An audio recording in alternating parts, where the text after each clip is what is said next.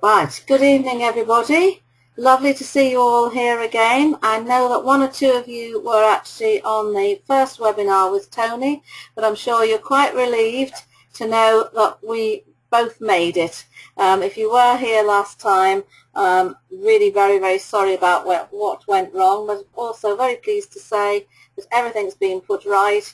And if you saw things I put up afterwards, you'll know I highly recommend the guy who did it for me, S2 Computers, all done remotely, just like we're doing this evening. The session is recording. I've already started it, so and seeing the button, so we can all be pleased that this will be available to watch again. So I will not take too long. I've just introduced you to Tony, which I wasn't able to do last time. So first of all, Tony, thank you for being here again this evening. We really appreciate you coming back and doing this wonderful presentation for a second time. That's no problem. Pleased to be here. Good. And I shall be watching for any questions. So when you've got questions to ask, I'll see that they've come in. If it's something I can answer, I will answer it on the questions box. But otherwise, I may well interrupt Tony, or I might leave it to the end. So questions mainly at the end. But Tony, you're quite happy if something's very relevant to what you're saying at the time for me to interrupt. Is that okay? That's fine, yes. Yeah. Good. Okay, well, just to introduce you guys to a little bit to Tony, he tells me that he was possibly born with diesel in his blood. Being the son of a haulier gave him a passion for trucks from a very early age. And indeed, he learnt to drive in a 1957 Leyland Octopus around his father's truck park at the age of 11 years. Having joined the army with the intentions of gaining his HGV license as early as possible, he found himself on a commercial advanced driving instructor's course at the ripe old age of 19. However, it was his talent in the logistics sector that formed the basis of his military career and beyond.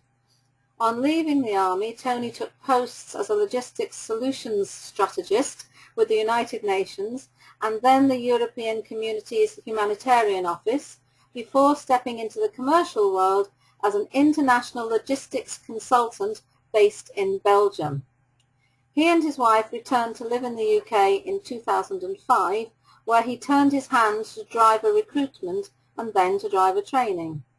He's also tutored many individuals in their studies and preparations for the national and international certificates of professional competence in freight and passenger transport operations. Just over 4 years ago, Tony joined the Peaks team in Lowestoft, hence he's local to me, and is now responsible for the delivery of LGV and PCV training, as well as driver CPC to literally hundreds of professional drivers throughout East Anglia. Obviously, not having enough to do, he is actively involved in the promotion of road safety awareness through his role as Chief Observer Trainer for the Norfolk and Norwich Group of Advanced Motorists. So that's just a little potted history about Tony. Thank you very much, Tony, that you've let us all know about that. And certainly you are somebody who has got a long history in the driving of lorries and training lorry drivers and so on and so forth. So I think without further ado, we'll pass over to you. Turn the screen over to yours. So is everything okay at your end? Are you ready to go? Yes, I believe I am. Right, there we go.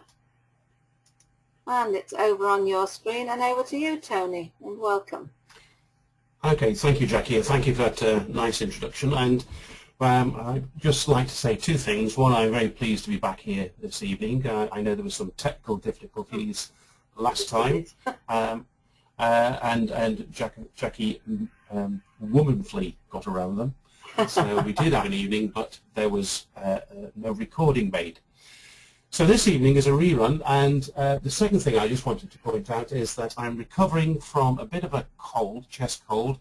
So if I have to cough and bark on the odd occasion, please accept my apologies at this point. So, the evening's presentation. This presentation I've done now several times. I've delivered it to the ADI NJC conference last year in October, which was a high point for me. I've also delivered it as an after-dinner speaker to schools and colleges and to certain professional organisations, and I feel it's gone down rather well. Well, in fact, it must have done, because I keep getting asked to go back and do it again, not just because the recording didn't work.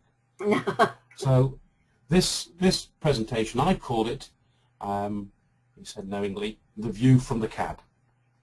And probably a better title is Bugger That Was Close. And I'm sure many of the people listening tonight and listening in the future will recognise the fact that sometimes we do get rather up close and personal with large vehicles on the road. And I'm pleased to be delivering this this evening through the driver instructor learning environment. And just to make sure everybody knows who I am, there I am, that's my name. It is spelled correctly, W-A-T-K-I-N-S is Watkins. We'll leave alone the fact that my name is spelled correctly with an I on the end of the Toni. What is the essence of today? Well, ladies and gentlemen listening, today is actually about me passing on a request to you as driving instructors from my students. Now, I deliver, as Jackie said earlier on, driver CPC to quite literally now thousands. We've now entered that sort of realm. Thousands of professional truck and bus drivers throughout East Anglia and Derbyshire. And one of the things that they come to me with when we are in our open forums or we are dealing with roadcraft is, one of the problems are there are too many Muppets on the road and they're all driving cars. That may be their view, and I promise you I do try and steer them away from that. But there is some truth in what they say, and that was the, shall we say, the catalyst for me preparing this presentation and being so eager to deliver it wherever I can to whoever will listen to it. Now, it is, as I said earlier on, a presentation I've used before. I deliver it to different forums, and perhaps today we need to make a few observations as we start. And the first one is perhaps that we are all, in fact, road users. And road users covers a variety of different means of transport, whether it be Shanks's pony, all the way through bicycles, mopeds, motorcycles, cars, trucks, buses, etc., etc. I'd also hasten to add, I'm not leaving out the horse and rider. However, let's get back to some of these observations. I will take it that most of the people listening tonight will be able to drive, and certainly would have taught somebody to drive. Now, I ask those same questions on any format that I deliver this presentation to. And if I was delivering this to a group of professional people, in any other forum than the dial, I would not expect anybody to put their hand up at this point. However, I then say to them, but you're all wrong. You have taught someone to drive. Those of you who do drive will have driven at some time with a small child, a small person in the car, be that your son, daughter, grandson, granddaughter, niece, nephew, friends of your family, etc. And that young person will look to you as this godlike figure behind the wheel, and when you are driving along, they will be in awe, because something they can't do. And when you make a comment to perhaps the person sitting in the passenger seat, why on earth doesn't that idiot get a move on, or why on earth is that vehicle in my way, or something I often hear a comment made about is, what on earth were they thinking of? So when we say that, that young person in the car absorbs that, and that becomes the norm. So perhaps everybody is blessed, shall we say, with the ability to teach someone to drive. But I then go on and ask, have we ever taught someone how to safely use the road? Now, most people will say, well, no, I'm a driving instructor, or no, I haven't. I don't teach people how to use the road. But the reality is that we have all used a pedestrian crossing. Now I'm going to ask you to imagine a scenario. and perhaps you have seen it. You've seen an adult walking along the pavement towards a traffic light controlled pedestrian crossing, be it a pelican, puffin, toucan, pegasus, whatever, and they are accompanied by a small child. How often do you see that small child run to the control box on this traffic light controlled pedestrian crossing and press the button in the hope that something will light up on the other side of the road? Hopefully they would wait for the green man. But I'm afraid the reality is, and I'm sure everybody listening has witnessed this, the adult gets hold of the hand of the small child, ignores the fact that it's on the red man, and walks across the road. Hopefully they do it when there's no traffic coming. But that adult, remember I said earlier on, this godlike figure admired by the small person, this fount of all knowledge, has just taught that small person that their safety is secured.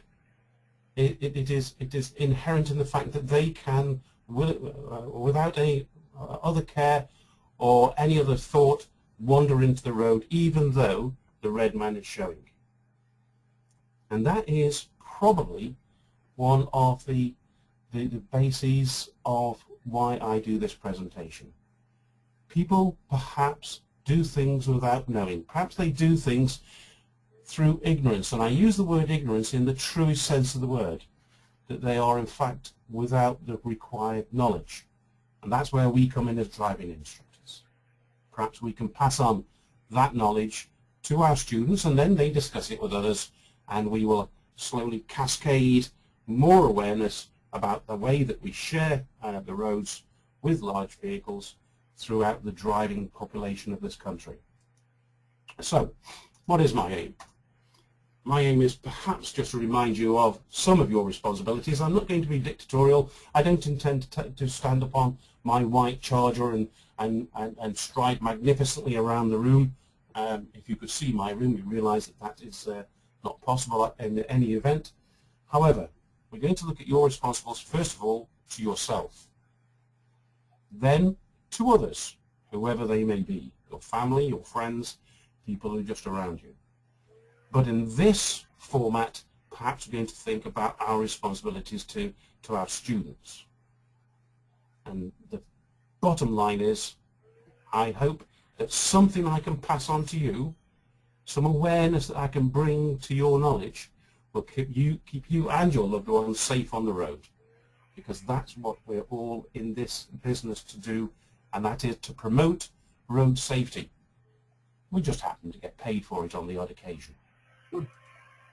So, let me just bring to your attention something that happened in 2010. Now, Jackie knows that I do, when I present this in open forums, that I use video at this point, but we're not going to use video this evening, so please bear with me whilst I just use photographs.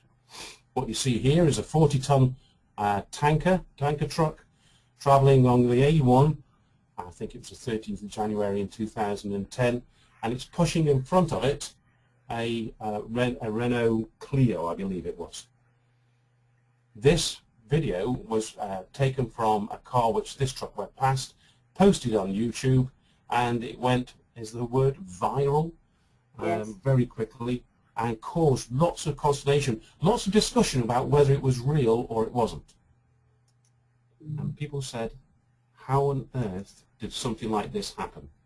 If it was real, what was the reasons for that car being stuck on the front of that truck? And that truck, ladies and gentlemen, was travelling at around about 50 miles an hour. So there we go, 13th January. The lady who was driving that Renault, a veterinarian called Rona Williams, made what the police later described as an ill-advised manoeuvre. I think that's perhaps a little euphemism for what on earth was she thinking. She undercut that lorry. She joined the A1 southbound, the A1M, sorry, southbound, and she came up on the near side of that truck. She then, for whatever reason, moved out, or tried to move out in front of her, and the truck clipped her and pushed her through 90 degrees, so that this gentleman So John Tomlinson, the driver of the truck, ended up travelling for about 14 minutes along the road with a Renault Clio mated to his front bumper. Now, there were several inquiries widely reported by the Daily Telegraph and the BBC, to name but a few. And Mr. Tomlinson was, in fact, praised for his actions, because as soon as his attention was brought to the fact that there was a car in that position, he managed to bring his vehicle to a controlled halt on the hard shoulder, and Mrs. Williams suffered perhaps nothing more than dents in her side of her car and perhaps in her confidence. But it was her action, her manoeuvre, that caused the incident. The police and VOSA at the time proved that Mr. Tomlinson could not see her car, due first of all to the direction from which he approached, and secondly to the size of his vehicle in comparison to hers. So we'll get back to what we can see from the cab later on. Let us now step back to what my students asked me. Perhaps I can pose another question for you. How many times have you sat behind a truck on a single carriageway and it's trundling along and you think, why on earth is he going so slow? Perhaps even worse, you have sat on a dual carriageway and sat behind two trucks where one is vying to get past the other, seemingly at a supersonic overtaking speed of 1 metre a week. The reality is, ladies and gentlemen, that large goods vehicles and most large passenger carrying vehicles are subject to different speed limits to those that we enjoy in our cars. On a dual carriageway, for example, our trucks are limited to 50 miles an hour. Most dual carriageways we would enjoy 70 miles an hour in the car. But perhaps more importantly, this is the one that causes the great problems and great concern, and shall I even dare to say, great annoyance. Single carriageways, goods vehicles are over 7.5 tonnes in maximum authorised mass, or the maximum to which they can be loaded. That goes over 7.5 tonnes, they are limited to 40 miles an hour, whereas you know well and good that in a car you are allowed to travel at 60. Now, I have until very recently been a great critic of that 40 mile an hour speed limit. Now, I will put my hands up straight away and say that I know that since I last delivered this presentation on the dial, that there is a trial going on along the A9 in Scotland, where they are trialling allowing LGVs, trucks, to maintain a speed of 50 miles an hour on a single carriageway. The statistics from that have already made interesting reading, but I'll come back to that perhaps later. The bottom line is, if you're sitting on a single carriageway behind a large goods vehicle, that driver is required by law to not exceed 40 miles an hour. Now, you may say, but I've been there and the trucks have been doing 50, maybe even closer to 60 miles an hour. That may well be. But can I bring it back? And I know I used a Stobart photograph earlier on.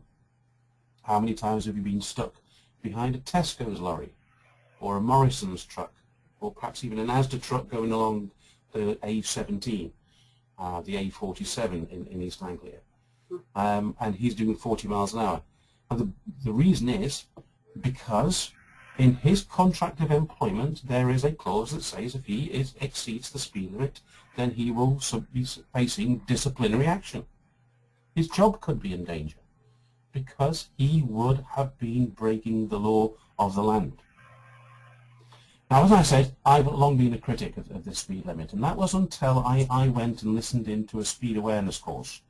And I would point out straight away, not defending myself, but I would point out straight away, I was sitting off to one side and just observing. But the very eloquent instructor who was delivering that speed awareness course was asked this very question: why is it trucks only do 40 miles an hour along single carriageways? And the point that was raised many, many times was the A47, the A17. And he said, well, if we all come up behind a truck the length of which is about 16.5 meters long. It's doing 40 miles an hour along what is effectively a rural road, single carriageway. You can do 60 miles an hour in your car, legally. So when you go for that overtake, you see the chance, you see the overtake, you accelerate up to the legal limit of 60, and you pass the vehicle. And it's fairly easy to get past because there is a 20 mile an hour speed differential between you and that truck. If, however, the trucks were allowed to do 50 miles an hour, you'd only have a 10 mile an hour speed differential. Now, a truck doing 50 miles an hour, 16.5 meters long, that's going to take some time to get past him. Is it not an arguable point that by having a speed limit that's 20 miles an hour lower than yours gives you more chance to pass, therefore more margin of safety, a greater margin of safety? So I'm perhaps beginning to change my opinion about the 40 mile an hour speed limit. Maybe it is there for a reason. I made reference earlier on to a trial that's going on at the moment along the A9 in Scotland, where they are allowing trucks to do 50 miles an hour, and you at first reading may expect the accident rate to drop. Ladies and gentlemen, the first evidence that's coming out from that trial is that the accident rate has increased.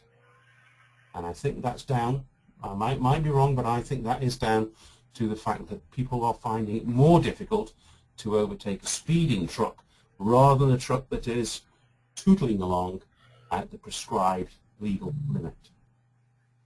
So when you do come up behind a truck that is adhering to the national speed limit for him of 40 miles an hour when the national speed limit for you is 60, please bear in mind that driver, he or she, has got to bring in that pay packet to feed his or her family.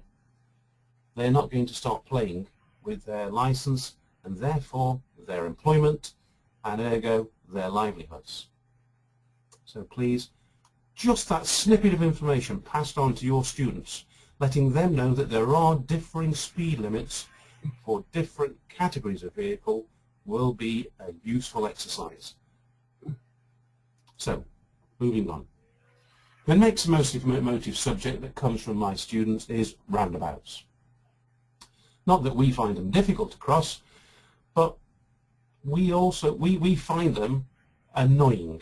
Not because they get in the way, but because people simply do not know how to use a roundabout. I know the highway code tells us that there are procedures and that we should use them, but this is now an impassioned plea from my student drivers to you. Please encourage your students to use the correct procedure. When approaching a roundabout and you are going to turn left, please use the left-hand indicator.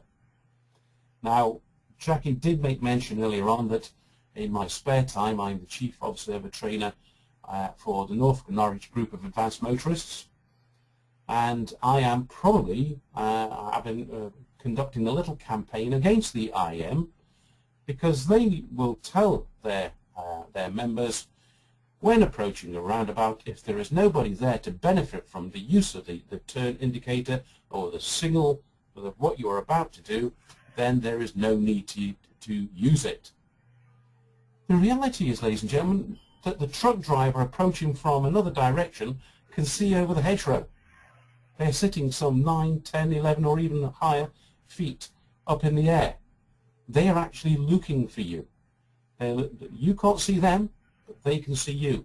And if you're approaching that roundabout and you decide there's nobody there, so I'm not going to signal, the truck approaching from your left may slow down. He may even come to a halt just as you disappear off down his offside. That's not only is it infuriating, but it is creating delays, built-in road traffic delays. Because the truck approaching the roundabout, every driver is taught and every driver wants to keep that truck moving. And it is a proven fact again that if he can keep the wheels turning, and so he doesn't quite get down to stationary, but the wheels are still revolving, by the time he gets back to 8 kilometers per hour, he will have saved 19% of diesel fuel as compared to the situation where he came to a halt. Now that might only be a small thimbleful, but you imagine how many times that truck will approach and meet a roundabout on the road. How many times will that driver try and keep the truck moving? In a day? In a week? In a month? Now multiply those thimblefuls by the number of goods vehicles on the road, which is roughly about 3.4 million. That is a sizable amount of fuel to be saved. Simply by, let's use the left-hand indicator if we're turning left at a roundabout. So staying with our roundabouts, indicating to come off the roundabout. Now we all do it, don't we? But it's exactly the same situation as I was just explaining. The vehicle approaching, or a large goods vehicle approaching that roundabout, is looking for that indicator.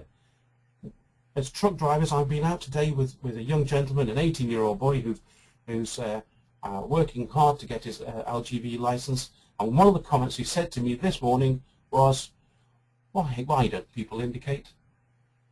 He's 18, he's only had his car license just under a year, now learning to drive a truck, and he has changed his view simply because he's now seen the view that we get from our cab. We need your indicators. We need to see your intentions so that we can keep that large vehicle moving. So once again, indicating coming off roundabouts. I see it all too often where people do hug the roundabout to turn right and indicate at the very last moment. If you are hugging the roundabout, we would have already hopefully seen you approach. We might have seen your right-hand indicator. We might assume that you are going to be turning across our front. We also have to bear in mind that you might be doing a U-turn, and modern road layouts, especially in the areas that I'm used to driving in, quite often, because they don't want people crossing dual carriageways, vehicles are encouraged to go to the next roundabout to execute a U-turn and then return to the direction that they originally intended. So, bottom line, ladies and gentlemen, please think about using the indicators at a roundabout, even if you can't see anybody else. Is it going to burn out your bulbs earlier? What is that in comparison to those thimblefuls of fuel that could be saved? So, I'm going to stay with roundabouts for a little bit longer.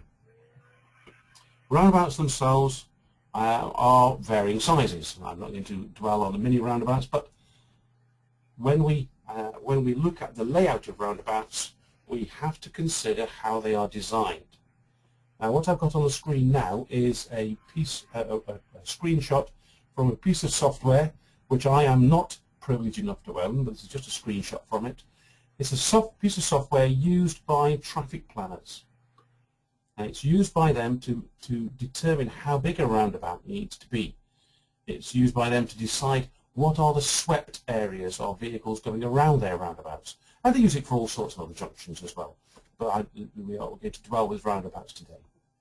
So what we have here on the screen is a bird's eye view, a schematic view of an articulated vehicle conducting one of those U-turns at a roundabout. Now, why is this one so important? And somebody asked me this on the last presentation. I did not through the dial, but it's an after-dinner speech recently. He said, why do they want to know the swept area, the area used by an Arctic, making a U-turn at a roundabout? Surely Arctic drivers know where they're going, and they don't need to use roundabouts in this manner. The reality, again, is that Arctic, that 16.5 metre long vehicle, can't do a U-turn in the road. I have been myself unfortunate enough to be stuck on certain dual carriageways where there's been an accident up front, as it were, and all the cars have been turned around because the road is going to be blocked for 4 or 5 hours. Cars, small vehicles, vans, and even small trucks have been turned around. But the Arctic can't because it is simply too long. It's too big to get around in the confined space. So Arctic drivers do go on to the next roundabout to make use of it to execute these U-turns. Now here we have the schematic. And I don't know, Jackie, if they can see my cursor moving. Sorry, I turned my mic off. Yes, I can. You imagine. Yeah. Sorry. Yeah. Okay. Yeah. You imagine you are in that lane going to execute a left turn. You've gone down the inside of that Arctic, and you checked. You are going to use him, and I'm sure many of you have discussed this with your students. You are going to use the Arctic as a screen, because you will tell your student, if the Arctic on your right-hand side moves out onto the roundabout, nobody can come through him. But the reality is, just look at the swept path of the rear trailer wheels of that Arctic. If you were in that position there, your road ahead is going to narrow very suddenly. Similarly here, you're waiting to come onto the roundabout, and the driver is indicating right, and he's done well because you've spotted the right indicator, and you know that he is going to be turning away from you. But again, if you are executing a left turn at that point, just look how narrow your road is going to become. Now, I'd also like to point out, I know the cursor can now be seen, but the driver's sitting around about there. That's where his head would be. He cannot see you. All he's relying on is what he updated himself with, the information he had a few seconds ago. How long does it take you in your car to put yourself between that cab corner and that curb? Would it take minutes, or would it take that half a second just to squirt onto the roundabout? So let's follow the progress of our truck, our Arctic, a little bit more. You'll see now our swept path, the space between these two sets of yellow lines, is essentially getting wider. As the Arctic turns, it gets wider. It needs more space. And again, let's look down to traffic arriving from this position. They might want to go left. They can see the gap. They can see his right-hand indicator on. They think, oh, we'll get down through there. But will they? Again, remember, this driver sitting up here in the cab cannot see the car here. He is hoping that by his positioning that he has conveyed to the driver that he needs the room. Unfortunately, telepathy fails on many occasions. And there are far too many situations arise where an Arctic collides with a vehicle as the second vehicle approaches onto the roundabout. So there we go, that narrows, this narrow area, the door will be closed. And there, do not be in any misconception about this. Once that door is closed, the first moment that the truck driver will know that you have made contact with him is not when he feels it, but when he hears it. Because if a 44-ton truck decides to mount the front offside wing of your car, there isn't much resistance there. And that driver will hopefully hear it rather than feel it. And if any of you have ever been in a modern truck nowadays, you will know that they are virtually silent inside. And the reason they're silent is because the sound insulation is put there to keep the driver comfortable. But at the same time, that sound insulation masks the sound of your wing crumpling underneath or alongside that vehicle. So bear in mind, roundabouts, ladies and gentlemen, trucks need a lot of room. I've got a comment here that's quite interesting from Phil Ruby. Phil says that there's a roundabout in his area, which is Mitcham, where from one direction it's impossible to take the first exit. Therefore, Arctics and large rigids have to do a 360 degrees. So slightly more than 360 in a way, isn't it? Because they've got to come out of their junction all the way around past where they came out in order to go to what would be their first left. Yeah, well, in fact, that's a very good comment, Jackie. And if I can expand on that one a little bit more, we've got one of those in Norwich, the Heartsease roundabout. Oh, right, yes. Coming from Harvey Lane with an Arctic to try and drive up towards Knox Road and the prison. You can't get the truck round. They have to go all the way round to do a slingshot, as it were. Yes. to approach the mouth of that road with a more logical position.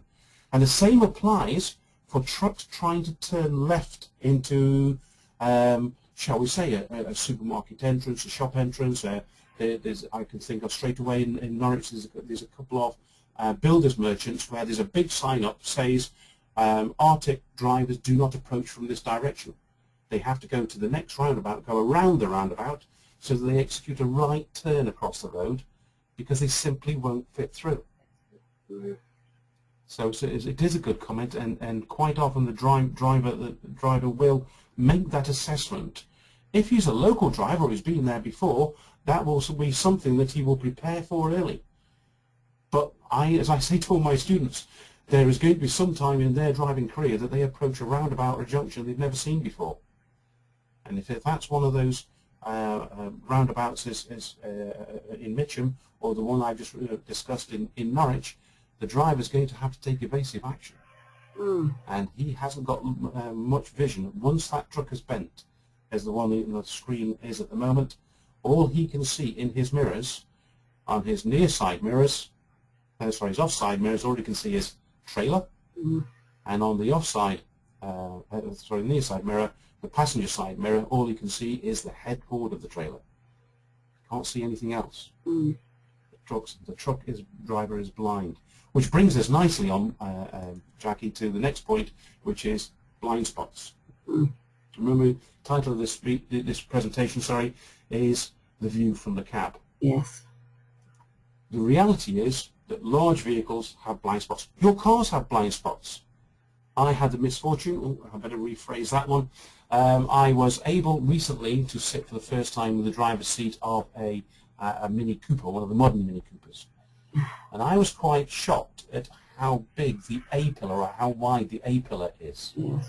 It creates a blind spot. Now, that's only a small car, and you can easily overcome that blind spot simply by shifting your position, moving your head. But as the vehicle grows in size, so do those blind spots. And here's a graphic. I know that people have been surprised by this. That is a truck going down the road. All those red areas are invisible to the driver. He cannot see into those areas. And you think about that's a schematic again of the vehicle about to execute a left turn.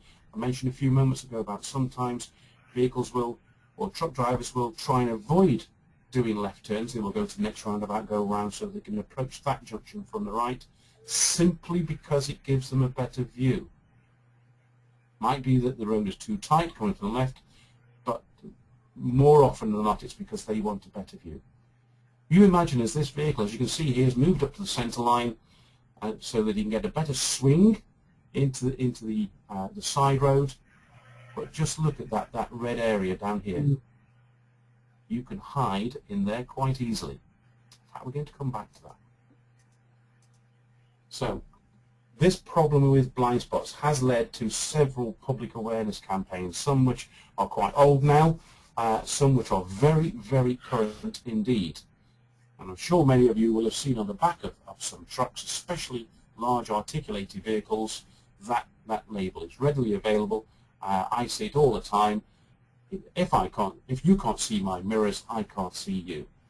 Now, Jackie knows this was the point at which we first spoke, was over the fact that I disagree with that label.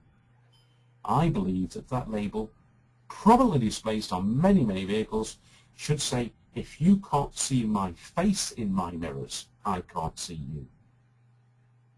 Because if you can't see the driver's face, he isn't looking at you.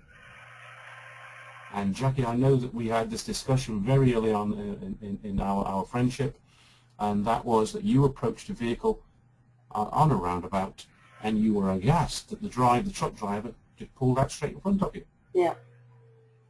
And the reality was, he couldn't see you because you were sitting behind his mirror. Yeah. So you couldn't see his face. You could see the back of his mirror, but he couldn't see you.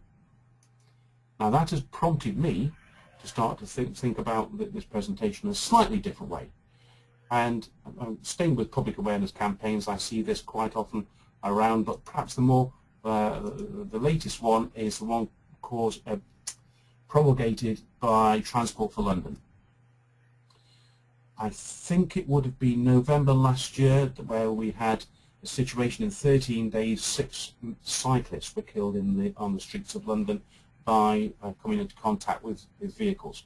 I hasten to add straight away that only 3 of the cyclists were killed by trucks, the other 3 were killed by cars, and the number of trucks, I know all the arguments about statistics that the number of trucks is far smaller than cars, so in fact trucks are safer.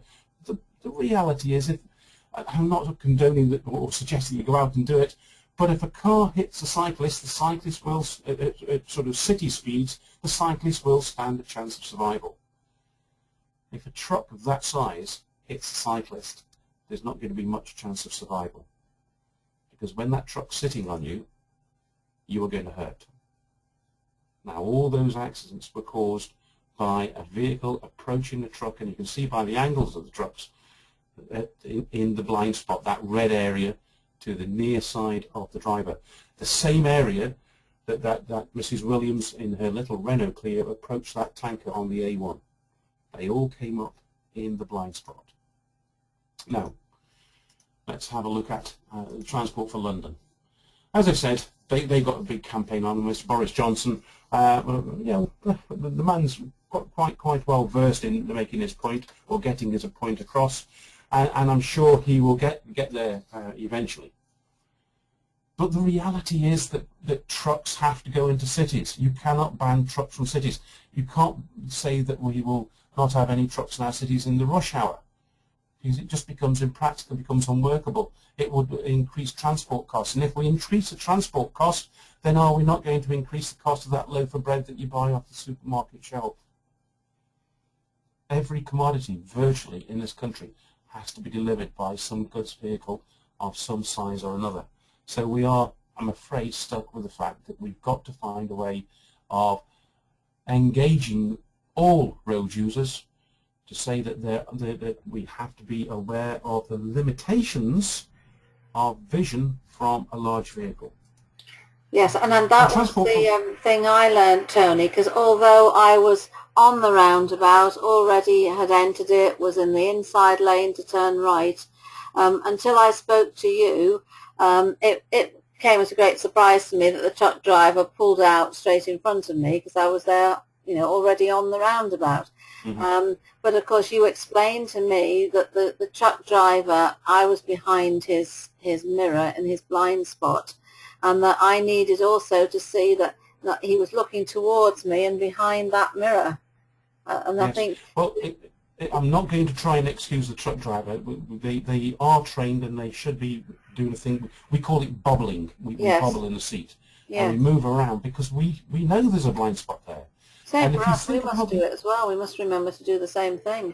Yeah. Ourselves. If you think about the size of those mirrors, yes, and the size of his vehicle, and the angle that he's approaching the roundabout, yes, we always turn left onto a roundabout. So are we not, by design, putting those big mirrors on this vehicle? It's perhaps not the best shot, but those big mirrors there are going to be blocking his view. Yes. The A-pillar on the Mini that I went in is nothing compared to those mirrors. Yes. And we might come back to the changes in technology later on, but if we can just concentrate a moment, because we're going to get down to the photographs of those mirrors in a moment. Yeah. This was one of the first campaigns that Transport for London put out, and that was they would take a truck into a residential area, as they've done here, and they would put this mat out in front of the truck, and they said, there we go, anybody on that mat cannot be seen by the driver. That's a large mat. Now you think, looking at that photograph, where are most cycle lanes? Think of the full stop line at a set of traffic lights. Is that not the exact layout of that mat? Going a little bit further forward, this is a few shots taken from a video. It's available on YouTube, and for those people who are listening who want the copies of any of these images or the videos if they so wish, then Jackie just pop an email over to me and I will send them to them. But this is a photograph of a set of mirrors taken from a a large vehicle. So it's actually a 44-ton truck. And this is a quick snapshot taken in that left-hand mirror group. So you see you've got two big mirrors there, a very large one, and what's called the wide-angle mirror, which supposedly is going to allow the driver a little bit wider view, especially as his vehicle turns. Now, this vehicle is about, I know it's in a hangar, this was a staged setup, but it had to be done this way for safety. He's about to execute a left-hand turn. So he has a quick look in his mirror. How long do you think a driver would look in his mirrors before going to turn left onto a roundabout? A second? 2 seconds, perhaps? More likely half a second. It's a quick glance. He's looking, he has trained himself and been trained to look for anything abnormal in those mirrors. If there's nothing there, what other information has he got that there's something wrong?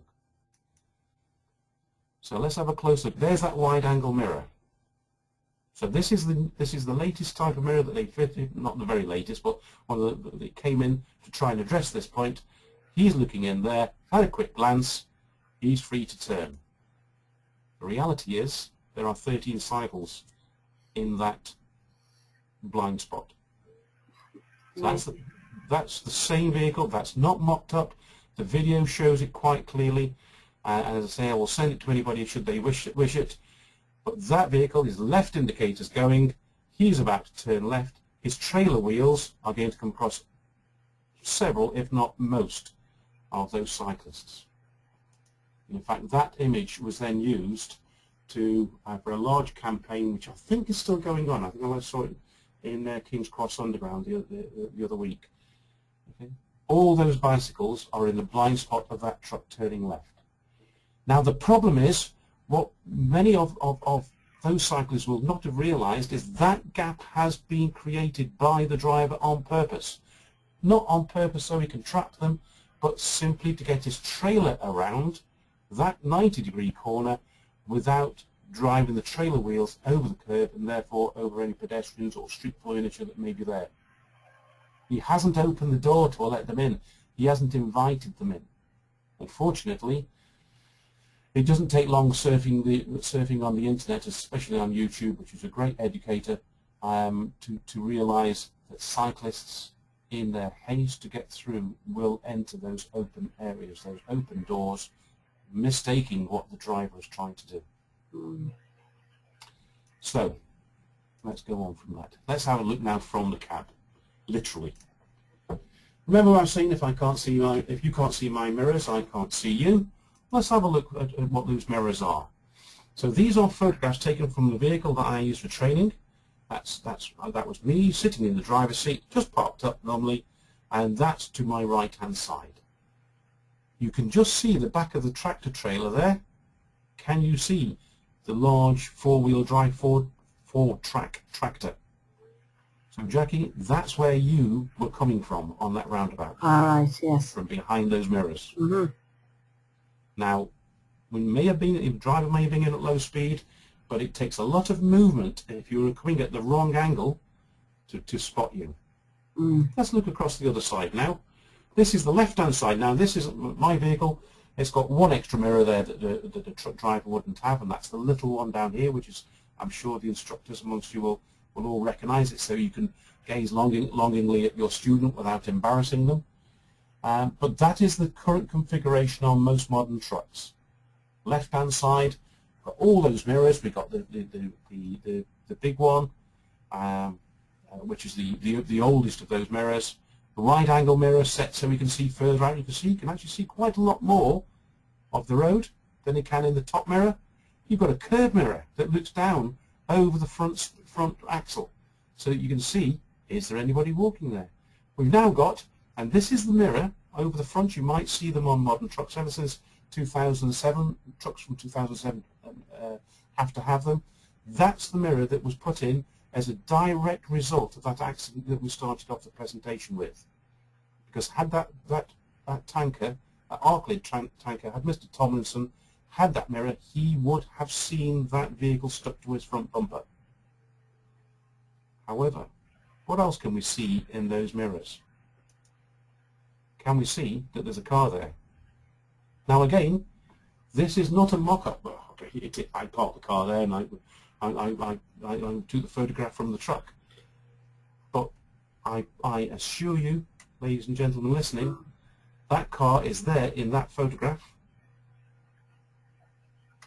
as much as it is there. So there is no way a driver from the cab can see a car that far away. Now let's think about us. We've just nipped onto the roundabout in front of that truck. We're both going to be turning left. Where's that truck going to be heading? Let's think about that black car is joining the motorway or a dual carriageway from a slip road. That truck could be on a dual carriageway doing 50 miles an hour. On the motorway, you could be doing 56 miles an hour. 44 tons doing 56 miles an hour. You've only got to touch him and you will be up close and personal with that L plate on the front of the truck, won't you? So, just to make the point, that's that same car looking in the rear view mirror.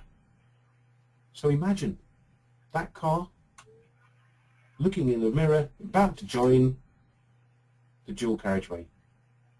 You can just make out the back of the trailer. That is 16.5 meters further back.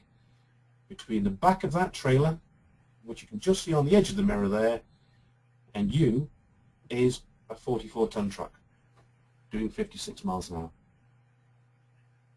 So we all need to look over our shoulder to check our blind spot. The bottom line is we need to know where those blind spots are. We need to let our students know where they are. We need to make our students aware of how they are created and how little the driver of that large vehicle can do about it. Because once they know where the blind spots are, then we can stay out of them. So please, please, from all my students, my truck and my bus students, my transport managers who are tired of having to counsel drivers who've had an accident. It's not a common occurrence, but as we probably all agree, just once is too often, no matter how uncommon, where a truck comes into contact with a cyclist, another vehicle, or a pedestrian. So talk to your students, please. Talk to them about large vehicles. Get them to understand that we need to give them more room to turn. Tell them, never go alongside a truck or a bus on the approach to or on a roundabout. In fact, can we not actually suggest, put something in their mind straight away? When you're out with your students, you're sitting there and you just follow a truck. There's no race to get in front of it. Just follow that truck and say, what we're going to do, we're going to sit behind this truck and we're going to observe what happens as he goes onto this roundabout. Now, he might get it wrong. He might end up putting his wheels on the curb, and you can say, what should he have done? Should he have gone out further? Should he have extended out before he turned in? He will hopefully, because I'm a great supporter of truck drivers, hopefully he'll get it right. And he'll say, just look now how much room he needs. What would happen if we were sitting alongside him now? Not only will you pass on that little nugget of awareness, but you will also pass on to them the concept that it is all right to sit behind the truck, wait for the truck to execute its maneuver, and then when you've got a straight and it's safe to do so, to pass in. Simply by setting that example, the example that I refer to, that we all do when we sit in the wheel of our car with a young person in the car, we set an example. We don't tell them what we're doing. The example they learn by. So please think about using the truck as a training aid. The truck driver doesn't care. In fact, if you sit behind him, he'll be overjoyed because there's one less thing to worry about. Yes. So think about that. Try and use it. Just try it. Just try it once. If it works, then use it again. If it doesn't work, well, can I ask you to try it again, but perhaps try and sit a little bit further back so you can get a full view of the vehicle ahead of you. I do think, sorry to interrupt you, Tony, but I do think this is a very good lesson about exactly how far back you really do need to be sitting. In the image with the red markings for the blind spots, it's very clear on that image that the length of the blind spot behind appeared to me to be equal to the length of the truck itself. It is. In fact, Jackie, on the first lesson we take the guys on, the boys and girls who go for training on those large vehicles, the first thing we do is we go to the back of the truck. Yes. We stand behind it and we say, just put yourself where you would be in your car, because they all drive to us on the first day of their training. Yes. Imagine you're in your car now, put yourself behind this, where you think you would, how as close as you would think you would be when you were following this truck down the road. Now we know that they all stand further back than they would do in reality. But then we say, how much can you see?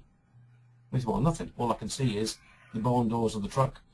All I can see is the back of the truck, that big solid iron bar across the back. It's called an underrun bar. I said, well, let's move back, and we then stride backwards to the point at which they can see the mirrors of the truck. And as you quite rightly said, Jackie, it is just about a metre longer than the vehicle itself. Right. That is a long way back. Yes. Now it takes a good disciplined driver, dare I say, a good instructor, to get their students to stay that far back. Does it not give them more time to react? If I can digress just before I'm very nearly finished, Jackie, but that's okay. One of the things that I get my students to understand is a truck approaching a roundabout. Let's imagine, we can all imagine this, a standard roundabout, single carriageway roads, going up to it, and there's a crossroads, and they put a roundabout in the middle. So we've got 4 exits off the roundabout, standard cross form, and a roundabout in the middle. Single carriageways. The truck's approaching that at 40 miles an hour, which you can do legally, 40 miles an hour. The cars behind him are travelling at 40 miles an hour. They might be edging out to have a look around, but more often than not, they will realise a roundabout there, so they will just follow the truck. Yes. As that truck gets to the roundabout, he might start to slow down. He might start to look. The driver behind him is relying on the vision and experience and skill of that truck driver to show them the way through. Because if the truck's still motoring at, let's say now we've reduced his speed down to 30 miles an hour, the driver in the car behind the truck assumes that the roundabout is clear. Yes. Because if it wasn't, wouldn't the truck be slowing down? As the truck then gets right to the mouth of the roundabout, a Muppet comes zooming along from the road to the right, and we've all had it, we've all seen it. He zooms along, breakneck speed, enters onto the roundabout. Truck driver has no option because of the length of his vehicle, because he knows he can't squirt out in front of him. The truck driver puts the brakes on. Now, people say to me, trucks cannot stop as quick as a car. Ladies and gentlemen, that might be a little bit of an error. Think about how many tyres trucks have got. Think about the weight of the vehicle pushing that rubber onto the ground. Think how wide those tyres are. Think about the air braking systems, which are there to stop 44 tonnes careering along at far greater speeds than 56 miles an hour, or in our example, 30 miles an hour. That truck will come to a halt suddenly. The first impression that the driver behind, the one who's still doing 30 miles an hour, yes, first notice he gets is when that big solid cast iron girder of an underrun bar starts to come across his bonnet. And it's interesting you're saying this, because Richard Golding has put in a comment here saying, I drove trucks for 40 years and had 2 occasions of vehicles making contact from my blind spot. Yeah, well, was it John, was it? Richard. Richard, well, Richard, I've driven trucks, not professionally, I've only been an instructor, but I've been driven trucks for a similar sort of time, and I've had a misfortune of one person committing suicide on my vehicle, or using my vehicle to commit suicide, and only on one occasion as somebody made contact on the near side. And that again was somebody who was not quite in the full command of their faculties, because they were proven to be 4 times over the limit for drink drive. But the bottom line is if people get into those spaces, you are relying on the truck driver, his skills, and sometimes I truly believe people think that truck drivers are telepathic, because if we can't see you, there's not much we can do about you.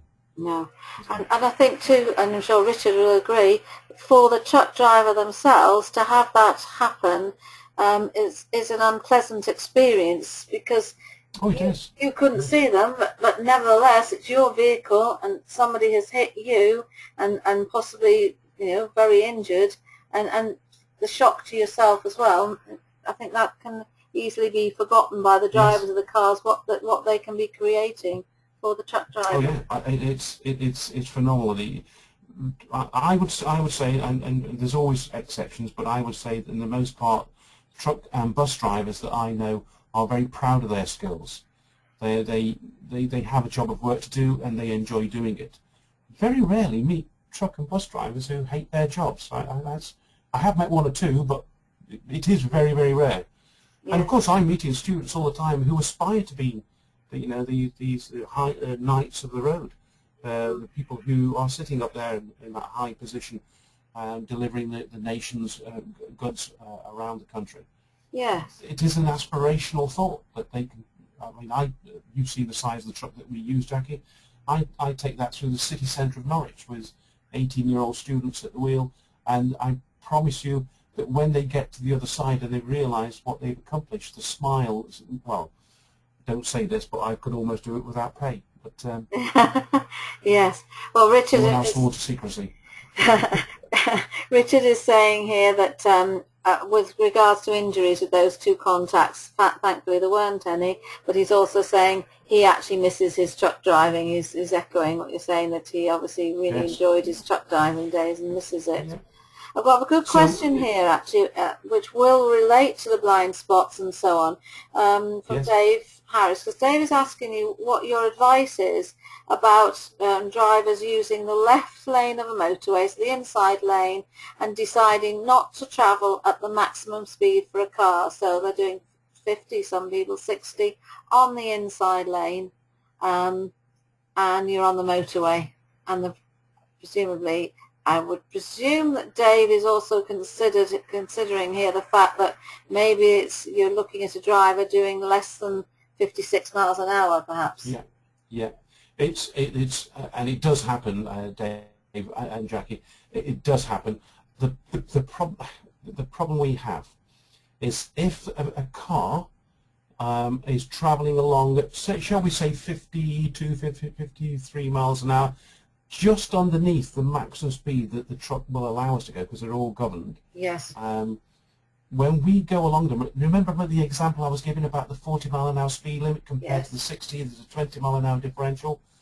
When that differential is only 3 miles an hour, 2 or 3 miles an hour, that car is invisible to us for so long. Remember the shot I had of the red truck and the black car? Yeah. That's, you know, it seems an indeterminable amount of time, and unfortunately, I do know drivers who the only way they've been able to locate the vehicle is by actually sliding slightly left, in the hope that the vehicle sounds its horn. Oh my goodness! Because otherwise they don't know where it is. Now I then counsel those drivers to say, well, why did you overtake? And he said, well, he's on the motorway, he's doing 3 miles an hour less than me. I don't know that he's going all the way to my destination. That 3 miles in that 1 hour, which might now be 2 hours, which could be 3 hours, that 3 miles an hour is putting me behind my schedule. And I know that sounds ridiculous and it sounds a bit shallow. But the bottom line is, ladies and gentlemen, we all want the cheapest cost of the goods on our supermarket shelves. That's why supermarkets use just-in-time deliveries, because that truck has got to arrive on schedule. Otherwise, the goods aren't there to buy.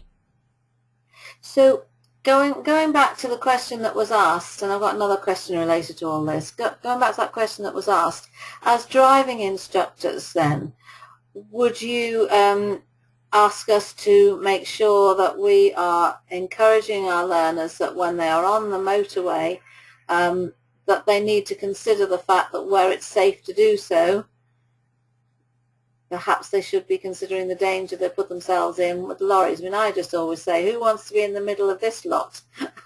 I personally would rather get going and get away from them all. I put it like that. Jackie, that's a very, very valid point. But yes, as driving instructors, very often as car driving instructors, we don't get the chance to take them on the motorways, but we can discuss it with them. So it says for the dual carriageway and it's a motorway, but yes, absolutely. Yeah. Yeah, we could be saying to them, be aware that trucks can only do 56 miles an hour. And if you do 60, you're actually pulling away from him. If you do 50 miles an hour, you're in his way. Yeah. You're going to get amongst them. And like you just said, Jackie, yes. Can you imagine being surrounded by trucks? And I'm sure it's happened to all of us. Yeah. We've had trucks front, rear, and to the side. Yes. And we feel very vulnerable. Yes. I do even more because I know what the danger that I'm in. Mm. So simply by keeping away from the truck, one of the things we get regularly is people pulling out in front of us. People see the truck coming along the road towards them. They want to get out in front of it, get away, because somewhere in their subconscious they know they're going to be held up by it. The reality is nobody likes being behind a truck. And it's not because we go slow, it's not because we get in the way, it is purely based on the fact that we make you feel vulnerable because you cannot see ahead. All you can see is the back of that truck. That's why people overtake in ill-advised places. That's why people pull out in front of us. Now, I will be quoted by many of my students, and if my students were listening to this, they'd all be grinning again from ear to ear because they hear me saying many times, they should never worry about people pulling out in front of them until the person pulls out in front of them and then does not accelerate away. Yes. Because then you've got that 56 that 40 miles an hour, 44-ton truck approaching you from behind. And that front bumper is just as solid as that back cast iron girder across the back of the trailer. Mm. Okay, so perhaps Jackie, if I just one last bit, then we will get to the end of the presentation. We can go to, because I can then use other photographs if I need to. Right. Okay, so as I was mentioning earlier on, please, please, please signal intentions roundabouts. It matters not that you can't see anybody. Assume that the driver sitting up in the lofty height of his cab is looking at you, and give him a chance. Let him know what you intend to do, not what you're about to do the next nanosecond, but what you intend to do when you get to the roundabout. I won't go down the line of why do people indicate right to go straight on, because that's another infuriating thing, but I think that's for a whole other lecture. And I hope everybody does drive safely. I hope I haven't put people off trucks and buses and getting anywhere near large vehicles. They are there for a reason. The drivers are in the most part, very approachable. So if you do have the opportunity, as I know Jackie has discussed with me, is if you can contact a local haulage company, if you can even, if you get into a service station or a rest area, go and have a word with the drivers. They see the L plates on your cars, you've got a student, they will be polite. I'm sure of it. I'm going to defend them all. They're all nice guys and girls. Mm. And they would all be only too pleased to allow you or your student to climb into that cab and sit and see what they can't see. Yes. Because once you get into that cab, we take school children into them. We do lots of road safety presentations, and the shock that you see fall across the faces of people, old and young alike, when they realise how big that truck is and how little the driver can see once it's slightly bent.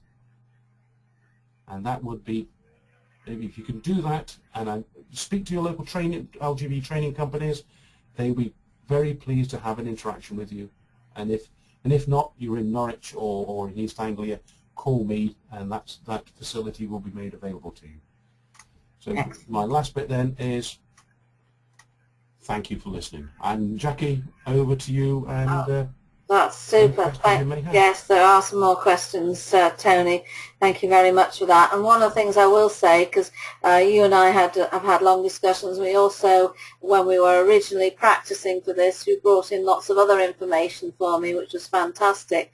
That there's more to find out, all the things you were showing me about the road markings and why there are certain markings that perhaps a pupil might even ask, well, what's that road marking mean?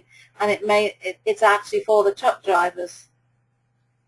Do you remember Well, it's for drivers of long vehicles. I have long to vehicles? Yeah, hasten to add. yeah, And long vehicles. yes, that's a whole other webinar. That is. Yes, and that I found that very interesting. It makes you realise that there is a lot more to it than maybe you first thought. So, you know, your point about going and talking to the local company, Yes. training company, is a very valid one, because there is a lot to learn from it. And I'll certainly be having a word with you about coming and sitting in the cab.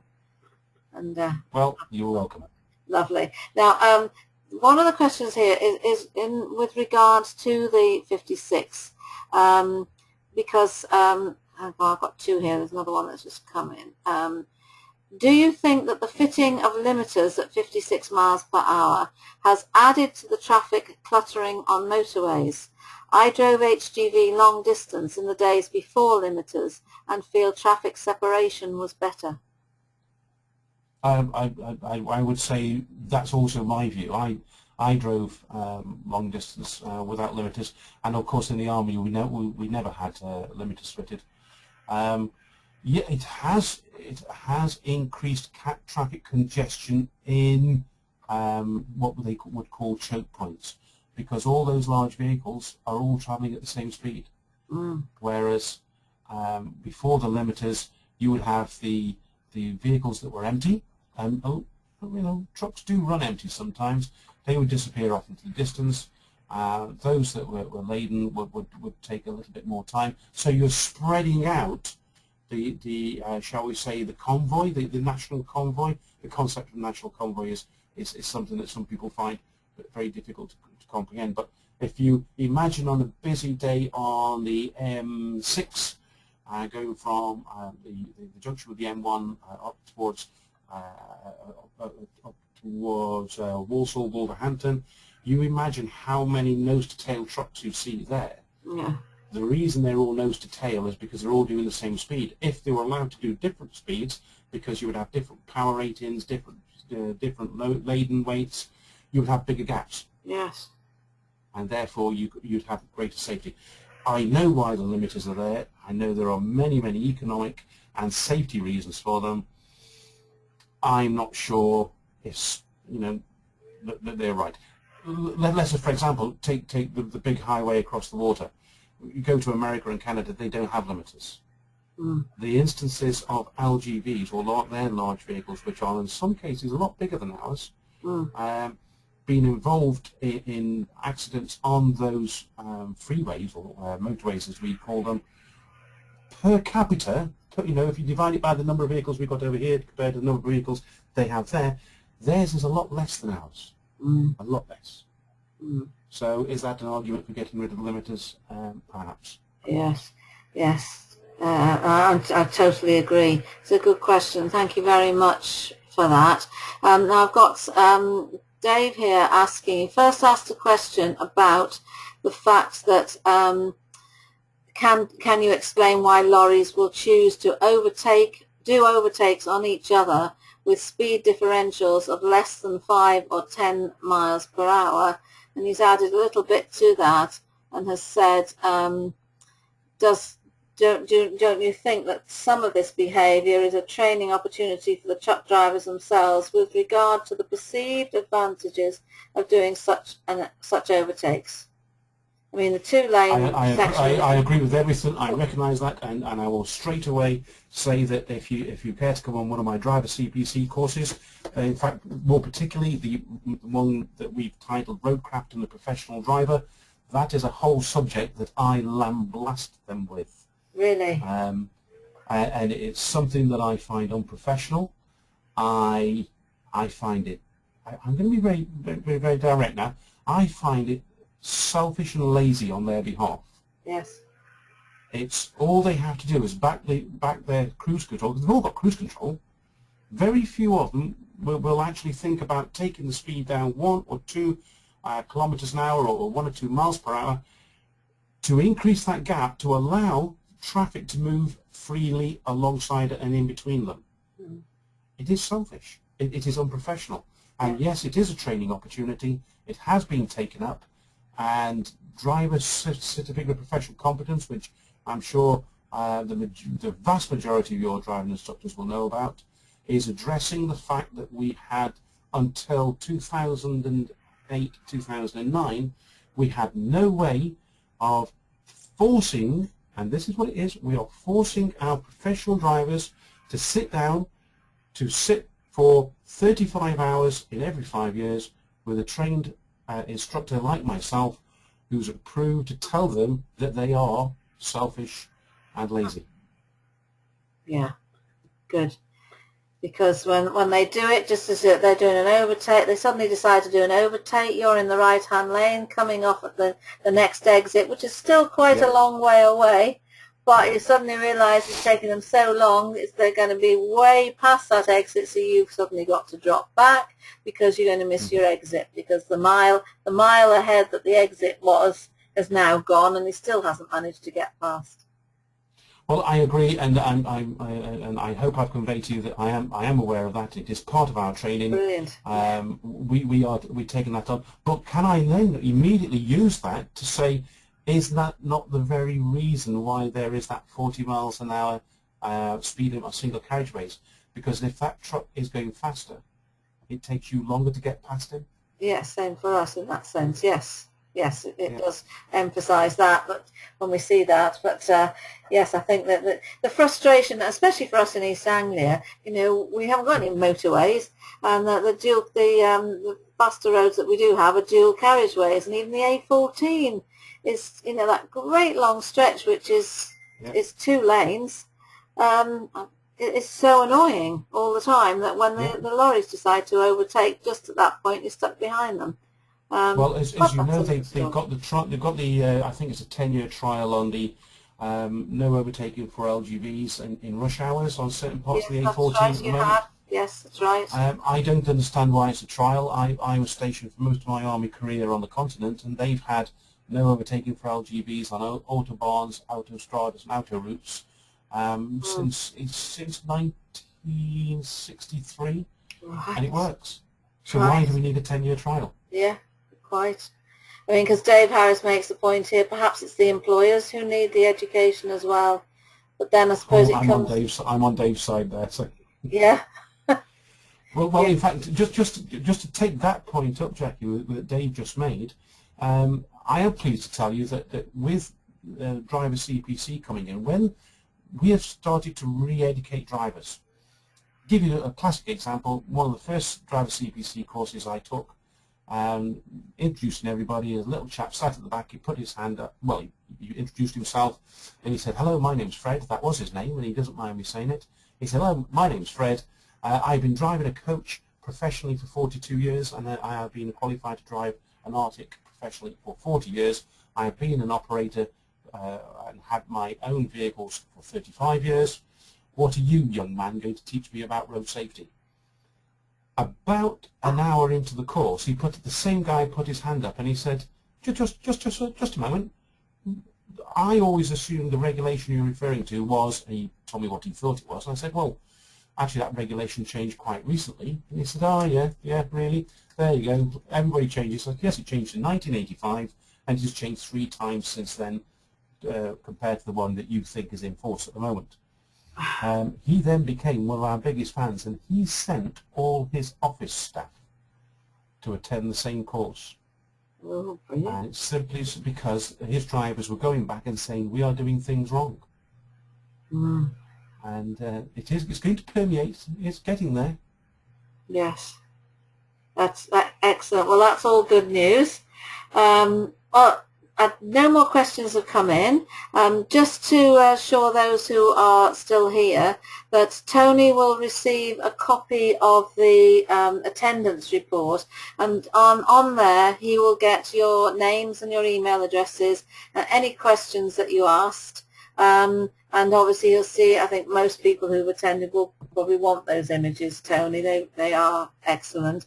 But you will receive that, so you've got an email list. That's because when you sign up, you'll see that when you actually sign up with Citrix, it does say that by registering, you are agreeing to the organizer, that's me, using your email address to communicate with you and so on. This is one of those incidences. That's why we do it, so that you will actually get your email address will go to the presenter, so that Tony will be able to communicate with you, which is good. So if you ask for the images and so on. Is that all right, Tony?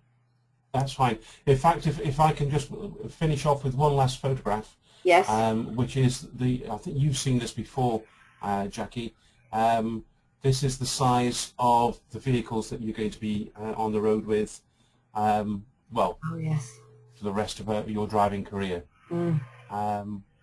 And that's what's called the extra long trailer. They're now on trial. That's me, for those of you who don't know me. And that's what's going to be on the roads. Yep. And it's long. Yes. And the drivers of those vehicles, those trailers, sorry, have to have additional training, formal training, to take them on the road, because they are considered to be a huge boost to the economy, but at the same time they have certain inherent problems, not the least of which is the back end of that trailer flicks out and will take out the car on the right hand side, not the one on the left. So they work the opposite way around to ordinary Arctics. And this is the one where you said that, in fact, I'm pretty sure I've seen one since, but maybe not. I mean, maybe got your photograph in mind. But at the back of the vehicle, it actually says rear axle steering. Yeah, they do say that, but there's a lot of those. But these are what's known as the ELTs. The problem is the gap between those axles, which makes that corner of the truck flick out. Yes. And it can be quite disconcerting when you're alongside it on a roundabout. Yes. So to be aware of that they are very, very long, and they can turn nicely, but also cause you to be in their way. I remember years ago being on at a conference in Dubai, which was cheaper for me to go to than 2 years later to go to London. The SafeX conference it was called, and there was a guy there who still works out in the Middle East. I think he's still in Kuwait. I wouldn't forget where he is, but he's called Keith Lane. Some of the people here might have seen Keith on Facebook, might have had conversations with him, but he did a presentation there where he called it Lane's Diagonal Rule, and he just he taught all his guys over there in the Middle East, and had come to this conference to teach everybody there at the conference as well, that the safest place to be as a car driver is diagonally behind the truck, not alongside, and when you're coming up to a roundabout, stay diagonally behind. You'll actually get better vision, not going alongside, all the things that you've been saying. But that stuck with me because his name was Lane, and it's Lane's Diagonal Rule, and that seemed to work quite well for the learners as well. Good. So, okay. Right. So there we are. That's my little story. I think that's probably the end. People are leaving now. So thank you ever so much. Bang on time, Tony. It's 9:30. So I'll say thank you to everybody. Thank you to those who've now been watching on the recording. I hope you've enjoyed it.